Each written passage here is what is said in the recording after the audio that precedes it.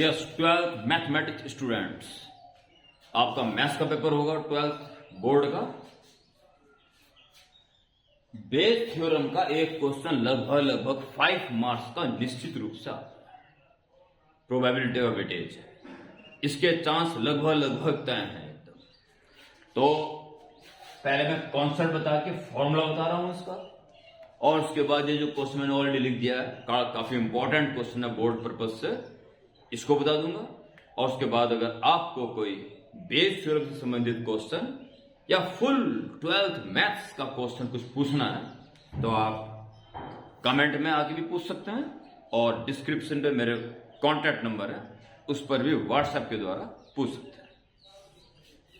आइए पहले Bayes theorem के कॉन्सेप्ट की तरफ चलें। बिल्कुल प्रैक्टिकल समझें, जैसा मैं कहना चाह रहा हूं प्रैक्टिकल, आप बिल्कुल प्रैक्टिकली उसको समझें। कोई ज्यादा तेज दिमाग यूज ना करें, केवल प्रैक्टिकल माइंड यूज करें। ये मैं हूं और मुझे चाय पीनी है, और चाय जब मिलेगी जब मेरे घर में दूध आएगा। और दूध आने के 2 रास्ते हैं, या तो यहां से आएगा यहां से आएगा। इस इलाके में केवल 2 ही दूध वाले हैं। मैं यहां जा रहा हूं दूध लेने के लिए, इसके चांस हैं E1। यहां जा रहा हूं, इसके चांस हैं E2। चांस नहीं, इवेंट E1 है कि मैं इसके पास गया दूध लेने के लिए, इवेंट E2 है कि मैं इसके पास गया दूध लेने के लिए। मैं इसके पास जाता हूं, ये मुझे दूध दे दे या इसके पास दूध अवेलेबल हो, इसके चांस हैं 10%, और इसके चांस हैं 80%।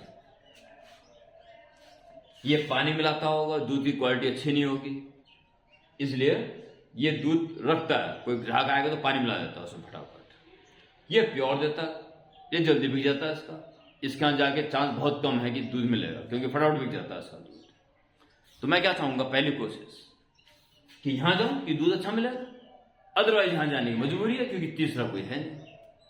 तो इसके चांसेस अलग अलग हो सकते हैं। ज्यादा चांस इस पे जाने के हैं, कम चांस इस पे जाने के हैं, कुछ भी हो सकता है। और मुझे चाय चाहिए, यह है इवेंट ए। इवेंट E1 क्या है कि मैं इसके पास गया दूध के लिए, E2 क्या है, इसके पास गया दूध के लिए, और ए क्या है, मुझे चाय मिल गई, यानी मेरे घर दूध पहुंच चुका। अब इस बात के चांस कितने हैं कि अच्छे वाले दूध की चाय बनी हो। चाय बन के मेरे सामने आई, लीजिए सर चाय पीजिए। अब मैं सोच रहा हूं, हे भगवान, ये अच्छे वाले दूध की चाय हो, इसके चांस कितने हैं? ये बेस थ्योरम है। प्रोबेबिलिटी मुझे किसकी चाहिए? क्या हो चुका? दूध मिल चुका, दूध आ चुका, चाय तैयार है, ये हो चुका। यानी कि एक काम तो पक्का होगा, दूध या तो यहां से आया या यहां से आया, ये तो पक्का है। मैं चाहता हूं E1, दूध वहां से आया, ये मेरी चाहत है। इस बात की प्रोबेबिलिटी मुझे चाहिए कि दूध आ गया मेरे घर पे, मुझे चाय मिल गई, और वो अच्छे वाले दूध की चाय बनी हो, इसके चांस कितना है, ये मैं चाहता हूं। देखिए इसका सैंपल स्पेस क्या होगा। मेरे पास दूध आ चुका, अर्थात क्या हुआ होगा, E1, मैं वहां गया हूं और उससे मुझे दूध मिला हो, या फिर ये हुआ होगा कि यहां गया हूं, इससे मुझे दूध मिला हो। ये इनमें से कोई एक काम हुआ होगा। वहां गया, इसके चांस इतना है, इनटू अब मैं वहां चला गया, ये हो चुका, और मुझे दूध मिल रहा है वहां। या तो ये हुआ होगा कि मैं पहले वाले के पास गया और उससे मुझे दूध मिल गया, या तो ये हुआ होगा, या फिर ये हुआ होगा कि मैं दूसरे वाले के पास गया हूंगा, इनटू, और एक दूसरे वाले के पास गया हूंगा, कंफर्म हो गया, वहां से मुझे दूध मिला। इनमें से कोई एक घटना घटी होगी। ओके, टोटल कर दिया, ये सैंपल स्पेस है, इसमें से हुआ जो कुछ हुआ, और मैं चाहता हूं ये हुआ हो। कि मैं पहले पे गया हूं, उसका दूध मुझे मिला। Probability of E1 into probability of A upon E, ये बेस है। ये बहुत अच्छी बात बता दूं मैं, नई मार्किंग स्कीम के अकॉर्डिंग अगर ये क्वेश्चन आता है और आप मात्र एक फॉर्मूला भी लिख देते हो तो 1 या आधा नंबर इसमें मिलेगा। तो फिर इसके बाद ये भी सही है कि अगर आप सब कुछ सही करके फॉर्मूला नहीं लिखा, सीधा शुरू हो गए, तो 1 नंबर या आधा नंबर कटेगा भी। इसलिए इस फॉर्मूले की इंपॉर्टेंस को समझें।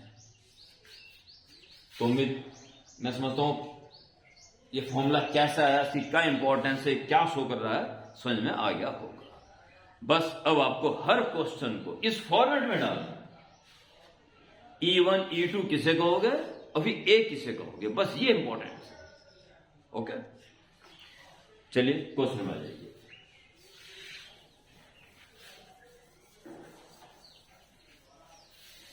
अब क्वेश्चन पर ये question, a man is known to speak the truth 3 out of 4।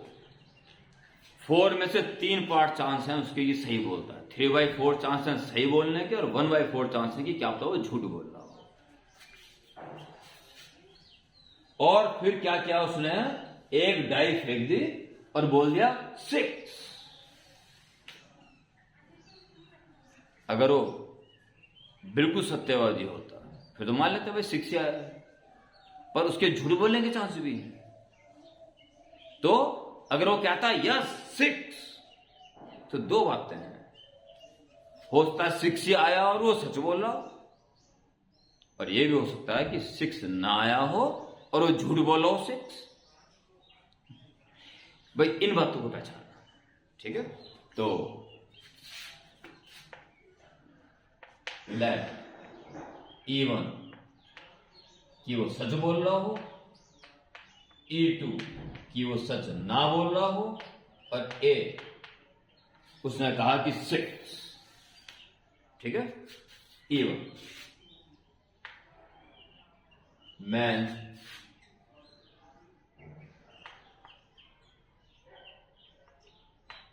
speaks truth,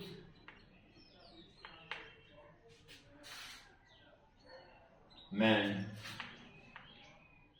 does not speak truth.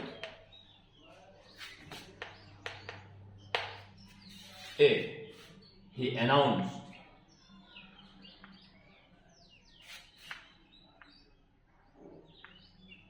that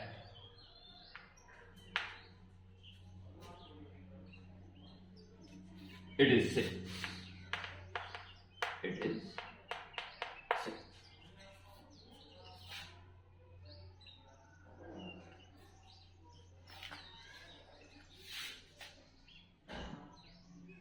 Therefore,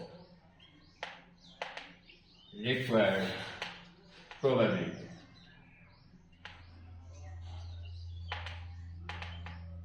P is this.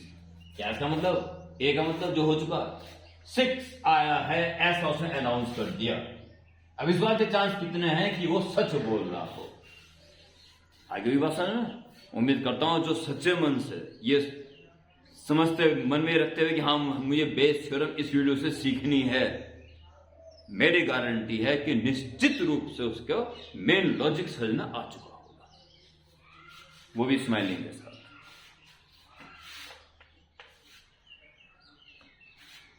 कितने चांस हैं कि वो सच बोल रहा हो, 3/4, और अब ये मान लो कि सच बोल रहा है, ठीक है, वो सच बोलेगा, ये मान लिया हमने, तो 6 आने के चांस कितने हैं, सच बोलेगा तो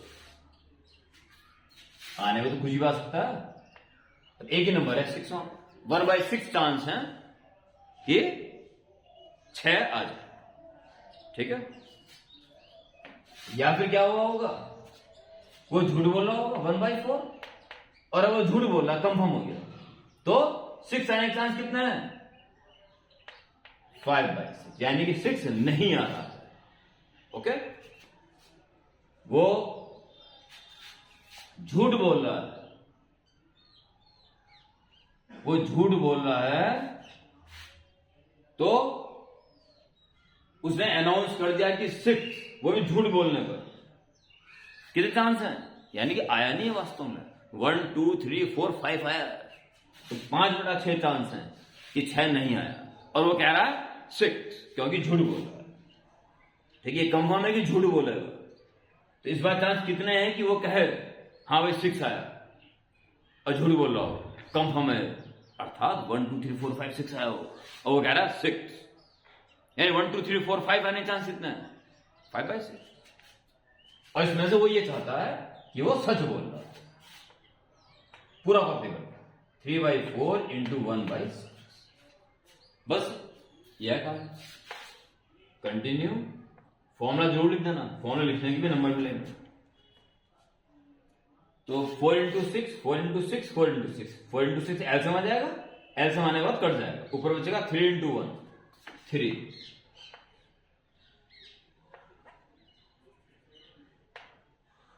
और नीचे 3 1 जा 3 और 5 1 जा 5। तीनों के अपॉन में 4 इंटू 6 आना था, वो कैंसिल हो गया, बाहर का बाहर इज 3/8। ये इसका आंसर।